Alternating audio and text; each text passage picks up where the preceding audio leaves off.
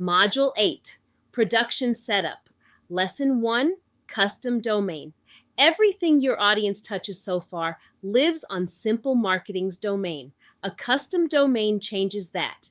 Your hosted forms, landing pages, and preference center serve from a host name you own, like marketing.yourcompany.com. Open settings, then workspace. In the branding card, alongside the brand name and colors from Module 1, there's the custom domain field. Enter the fully qualified host name you want, something like marketing.hartwell.example. Save. The workspace now knows the domain, but the internet doesn't yet, which is the DNS step. In your DNS provider, create a CNAME record pointing your host name at the Simple Marketing endpoint shown in the help text.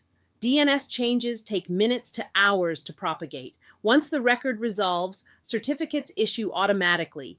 No certificate files to manage, no renewal calendar. Here's what happens under the hood.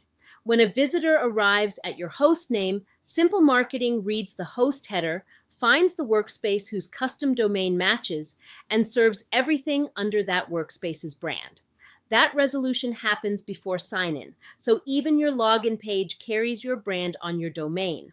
For subscribers, every public touchpoint upgrades. Form links, landing pages, unsubscribe, and preference pages all serve from your domain. Combined with white label mode, Simple Marketing disappears entirely from your audience's view, which Module 11 covers in depth. Next lesson, connecting Microsoft 365 so your sends go out through your own mailbox identity. See you there.